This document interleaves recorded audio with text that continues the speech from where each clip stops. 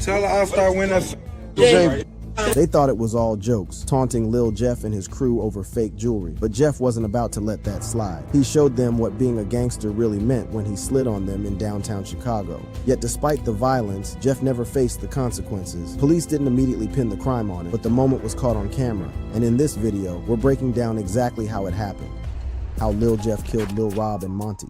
Towards the end of the first month of the year, the drill music community was greeted with a somewhat unpleasant clip that captured a brutal moment. This was a rare video that showed the killing of two teenage high schoolers who were known as Lil Rob and Monty, whose real names were Robert Boston and Monterio Williams, respectively. The pair were gunned down around their school area in Washington Wabash Station on January 26, 2024. We will get to see Lil Jeff's involvement after insights into the gruesome incident. On January 26, 2024, the teenagers who were students of Innovations High School had left the school premises to have their lunch break. Little did they know that some assailants were already on their trail. As they strolled in front of the elevators in Washington Wabash, three masked men wielding guns as their weapons pounced on these high schoolers. The masked men arrived in a blue-colored SUV, and within seconds they unloaded their rounds of bullets into Lil Rob and Monty, hitting their chests and hips. Onlookers told the police that the shooting went on for about 15 seconds. During this time, people surrounding the scenery scampered for safety, but unfortunately, the boys had little time to think of getting themselves into safety. Instead, they fell to their deaths. Once the assailants were done, they ran back into their vehicle and raced away from the area. Amid escaping the police on site, surveillance cameras picked up their exit locations by reading the number plates. This footage showed that the vehicle raced along Stevenson Expressway and Deuceable Lakeshore Drive before they swerved to South Suburban Dolton and Calumet City. With the shooters away, some eyewitnesses began to surround the teenage boys who were sprawled on the floor with little or no hope of survival. While one of the boys was visibly immobile,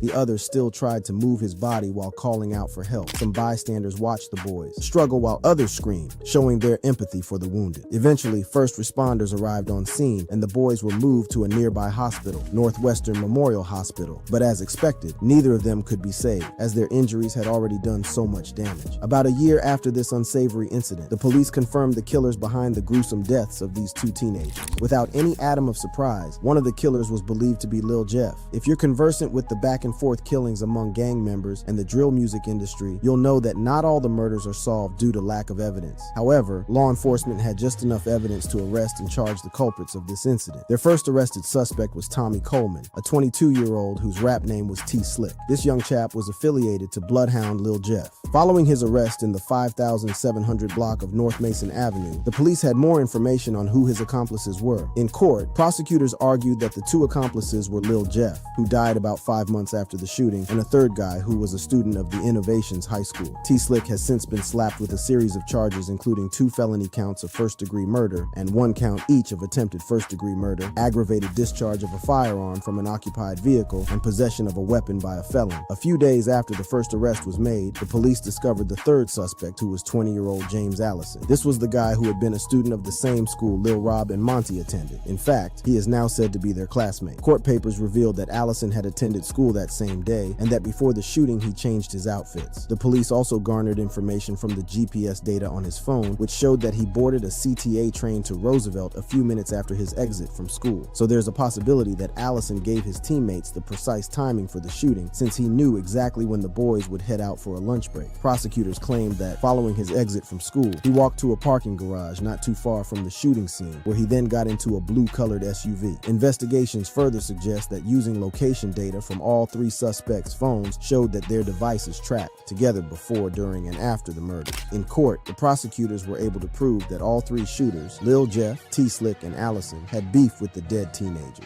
This was a beef that was strongly rooted in ego, and it need not have gotten out of hand if both parties nipped it in the bud. But that wasn't a thing in the world of gang members, giving up after getting disrespected by an ops. In fact, most gang members took offense that they would often go on taunting their ops even after their demise. Well, this was Lil Jeff's pattern following the death of Monty and Lil Rob. But let's circle back to why they had a discord in the first place. Monty and Lil Rob had robbed Lil Jeff of his chains, including his wristwatches and a necklace. As if that was not enough, the teenagers went online to mock the rapper while calling him out for wearing fake jewelries. They even generalized, claiming that the entire Bloodhound crew, who they tagged as their ops, were living a fake life. One of them even flashed a firearm while resounding that Lil Jeff better stop wearing his fake AP. Of course, this generated a response from Lil Jeff, who doubled down on the fact that he was indeed robbed by the teenagers, but that they had fooled him. The nigga that ran, I look up, taking off down the stairs with 5 more extra. Oh man. And I'm like, I thought niggas was gangster. The whole time I'm right there still working with them. I'm telling them we could keep this shit gangster. However, that was far from the end. Following the taunting, Lil Jeff kept reminding his trolls, the teenagers, that they were beneath him and weren't qualified to be gangsters as they said. Shortly after this ranting about who was the boss, the shooting occurred. While this should have been the end of the beef, it was merely the beginning, as Lil Jeff remained steady with the taunting, reminding his ops and fans that he was the toughest in the game. In numerous posts and clips, the rapper would tout that he had taken the dead teenagers down. One memorable video shared online was captured moments after the shooting of Monty and Lil Rob. In the clip, Lil Jeff was spotted draped from head to toe in the same outfit he used for the shooting, including his face mask and black clothing. The rapper then goes on to flaunt his other cohorts while vehemently claiming the hit. This video was shared 15 minutes after the shooting had been recorded inside the dark-colored SUV, which the killers rode in for their revenge mission. As if that was enough self-snitching, Lil Jeff doubled down with a follow-up video. A few days after the initial video, he posted another clip of himself driving in a vehicle alongside a company who joined him in rapping to the same song that was playing in the SUV on the day of the killing. As the clip proceeds, Lil Jeff made it crystal clear to his fans and ops that the song was all the motivation needed for sliding on an enemy. He goes, "Look, if y'all ever going through some shit, and y'all need, like, y'all want to get back, y'all need some tell y'all, look, play this song right here 100 times. I'm bet you gonna get the job done, right? Am I?" Not long after, Lil Jeff makes another unbelievable remark. I popped out listening to this shit for, this shit right here gonna give you real motivation. Hold on, look. Apart from the videos, Lil Jeff rapped about taking out the 2 teenagers and adding to his number of bodies. At 21, this dude suggested that he had already dropped several of his ops over the years. Q50, Lil Jeff's cousin and closest associate, also joined in sulking in the glory of killing the teenagers. In one of his raps, he spits, "Blooded called, said he trying to go spin, we can spin downtown, last 2 got lift." Interestingly, following thorough investigations, Q50 was cleared of any wrongdoing towards Monty and Lil Rob. Fans had argued that he was only supporting his friend, and it turned out to be true. But as for Lil Jeff, it appeared that nothing he rapped about was false, especially in the case of Monty and Lil Rob. But while Lil Jeff could predict the downfall of his enemies, he lacked the insights to predict his own demise.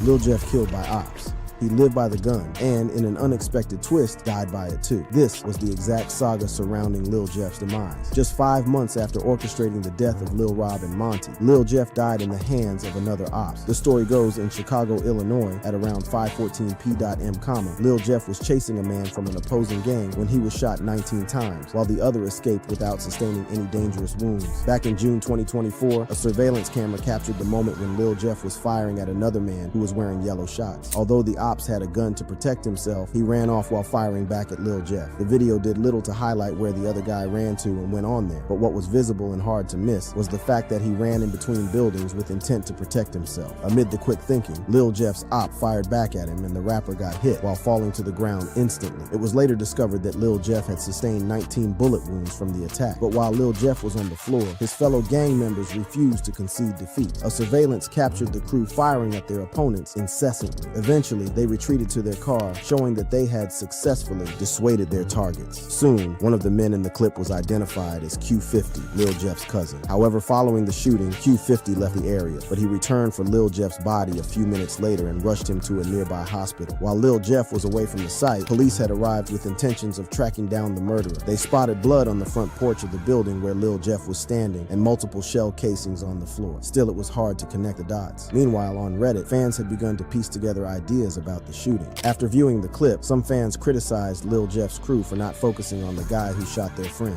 One Reddit commenter quipped, "Literally, the one who was about to bring in all y'all up your him, possibly gonna feed the whole fam. Y'all let this happen to y'all star. Niggas shouldn't even been there in the first place." Others only felt disheartened by the news of Lil Jeff's death. Another person wrote, "Damn, the guy didn't even run back to the car or anything, just walked. Probably got a clear sight of them shooting his homie and knew it was over. The realization probably hit all 3 of those guys like a truck when they got back in and drove off." Consequently, Lil Jeff's demise was most talked about in the rap community. A host of fans, including rappers, poured out their hearts via their posts online. One of his pals and fellow rapper, The Tweaker, took to his Instagram account to post back-to-back stories featuring Lil Jeff. While sharing one of the pictures, he wrote, "I love you, I'ma be with you real soon." He went on to add, "Damn brother, this shit don't feel real." Other rappers and celebrities continued to send tributes in honor of the deceased. In the midst of all the tributes, fans discovered that despite Lil Jeff's tough attitude, he was a smooth guy who didn't mind falling falling in love. This happened when his girlfriend shared a heartbreaking message. One of the posts read, "You would be so mad that I let the world know you really was a sweetheart. You did whatever for me. Literally. I never understood how y'all was so scared of him. He was my BFF, my Clyde, my escape, my whole world." While there was crying and reminiscing of old times in the camp of his rivals, it was celebration non-stop. Lil Jeff's shooter was soon identified as Trap City Rob. The Trap City crew and bloodhounds have been at loggerheads since the killing of the retaliatory attack of 19-year-old Jaleel Goings, who belonged to Trap City. Ultimately, when asked what began the beef between these gangs, Trap City would peg it on a stolen chain. That was my homie. He stole the chain, bro. We tried like he took it. He stole my homie. Funny that Lil Jeff also ranted about stolen jewelry before killing Lil Rob and Monty, so it is safe to say that one way to die as a member of a Chicago gang is to steal a chain. Well, after the Trap City crew succeeded in taking down Lil Jeff, they spat on his memory, something Lil Jeff was famous for doing while taunting his ops. The Trap City crew, including Trap City Rob, all appeared in a viral video celebrating his demise. In the clip, they stopped by the porch of the home where Lil Jeff was gunned down. Trap City goes ahead to recreate how the rapper was killed, much to the amusement of the other gang members. As the days went by, Trap City crew continued to taunt the dead rapper, but his shooter, Trap City Rob, retreated from the spotlight. Rather than take all the glory, he aimed at not attracting too much attention to himself. Trap City Rob also refused to speak about the murder publicly. During an appearance on DJ UTV, Rob was forced to speak about Lil Jeff's murder, but he said,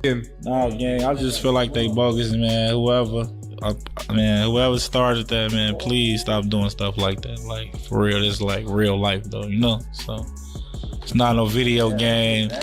It's not no movie, you know what I'm saying? It's reality, so." Amid his stance on the issue, the police arrested Trap City Rob for the murder of Lil Jeff. Next, they charged him with first-degree murder. However, he didn't spend more than 24 hours behind bars as they released him due to zero evidence tying him to the crime. This was an expected move, as Trap City Rob was visibly defending himself in the video, and he did not go on to rant about the killings after it happened. The only time he went into the killing was a few weeks after it happened. When asked about the experience, Trap City Rob explained that he was caught up in an ambush. During a July 2024 interview, Rob said, The video, I think that shit, I was like, damn, there's 6 niggas out there, you know?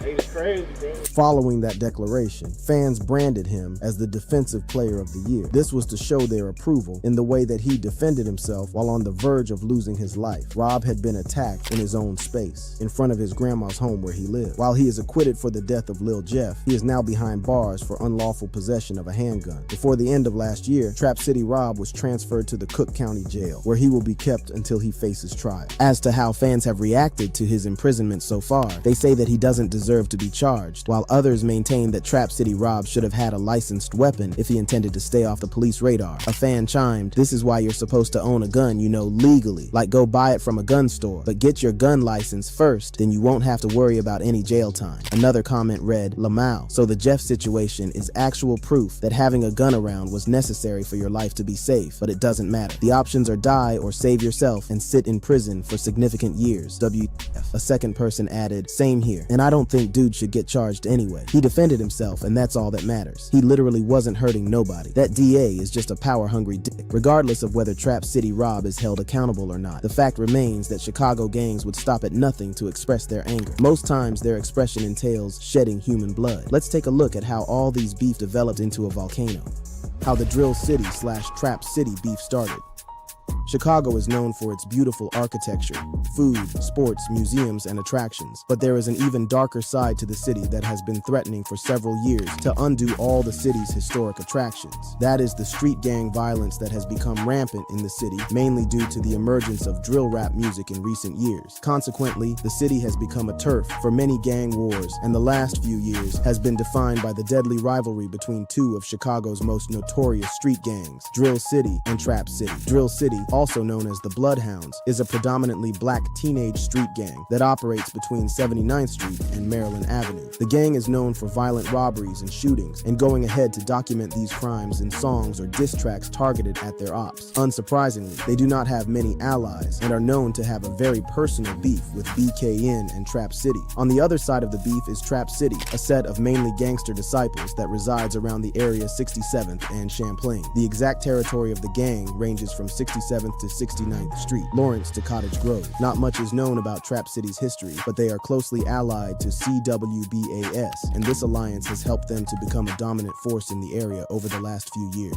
Both Drill City and Trap City were once allied, and there are several old pictures that attest to the cordial relationship between the two groups in the past. One of such pictures was recently shared on Reddit, and it captures Bloodhound Lil Jeff, Trap City Taro, and Bloodhound Q50 looking cool as they posed together before the beef tore their alliance apart. In fact, Lil Jeff's older brother, Jay Boogie, is believed to be a Trap City member, and he has been very cool with Bloodhound members like Jeff, Q50, and Bloodhound Vert. However, things went from cool to completely ugly between these two groups for the silliest reason. The story goes that Lil Jeff stole a Trap City member's chain, and this led Trap City to retaliate by killing Lil Jeff's cousin, 22-year-old Zier Nelson, aka Z Money. While it's hard to believe that anybody would decide to kill over a chain, Trap City Rob and Trap City Taro confirmed the story of the stolen chain during a July 2024 interview. In the interview, Rob and Taro explained that they used to be allied with the Bloodhounds until Lil Jeff ran off with a Trap City member's chain. Rob said, That was my homie. He stole the chain, bro. We tried like he took it. He stole. either the chain was really worth a lot or Trap City were just looking for an excuse to lay one on their former allies, because to go from stealing to murder is by any standard way over the top. But that was exactly what Trap City did. On March 16, 2023, Zier Nelson was brutally gunned down, allegedly in retaliation for the chain stolen by Lil Jeff earlier that year. Apart from being Lil Jeff's cousin, Nelson was also very close to several Bloodhound members, and they took his death as a direct attack on the group. While Jeff was already building a notorious reputation in the area and rising through the ranks in the Bloodhounds, Nelson's death inevitably turned him into a bloodthirsty demon, desperately seeking revenge. Trap City would further provoke Lil Jeff into action when they launched another attack on the Bloodhounds, this time leaving another of Lil Jeff's cousins and right-hand man, Q50, with a bullet wound. As we all know, Q50 managed to survive the attack, and the duo would hop on an Instagram live with Lil Jeff to rap about the incident. In the video, Lil Jeff and Q50 can be seen riding in a car, and they are obviously in high spirits. Q50 starts by rapping, "Niggas shot me in my leg, the next month I shot his throat." Lil Jeff then says, "They shot my cousin but ain't kill him for some weeks straight, we was spinning. But the only difference is when she's got caught, bitch, we killed him." The two were seemingly self-snitching about an infamous Uber shooting that occurred on June 25th, 2024. The incident involved the fatal shooting of 19-year-old Jelial Goins, aka Leal. The teenager was reportedly approached by an unidentified man while sitting in a rideshare and shot multiple times through the car window. The driver of the rideshare managed to drive Goins to Rush University Medical Center, where he succumbed to his injuries. Goins' murder was reportedly in retaliation for Nelson's shooting, and while police were still struggling to piece together the details of the crime, Lil Jeff went on Instagram Live to seemingly claim responsibility for the shooting. In the video, Lil Jeff can be heard saying, "Go ask my ops that Michael Drake his ass ain't get out that car. You know that. I was right there. You know that," while flashing a gun at the camera. Seemingly feeling accomplished by drawing his ops' blood, Lil Jeff didn't stop there and took the trolling to another level when he took to Instagram Live on another day to recreate the Goins murder. In the video, Jeff can be seen depicting the shooter as he runs towards a white car that is parked at a gas station. When he gets to the backseat window, Jeff uses his hands as a makeshift weapon and goes on to demonstrate how the shooter fired multiple shots at the car window. Although Jeff didn't mention any names in any of his trolling videos, everyone that knew anything about the Chicago drill rap scene knew who the videos were directed at, and it only added to his notoriety. While Trap City were still licking their wounds from Goins' murder, Lil Jeff and Q50 allegedly launched another attack on Trap City, and they nearly succeeded in taking out their target. The incident involved the shooting of Trap City Glenn, and Lil Jeff and Q50 would later brag about how they shot him 15 times. Miraculously, Glenn survived the attack, but that didn't take him off Lil Jeff's radar. After about 6 months of quiet, Lil Jeff traveled deep into Trap City territory to try and eliminate Glenn a second time. According to reports, Trap City Glenn was the man in yellow shorts that Jeff was chasing after in the video that captures the moment he was killed. From the video, it can be seen that Lil Jeff was a little too desperate to kill Glenn and went after him blindly, which inevitably resulted in him being killed. If you like this clip and would want to stay connected for first-hand info on what's trending, please click on the card showing on the screen.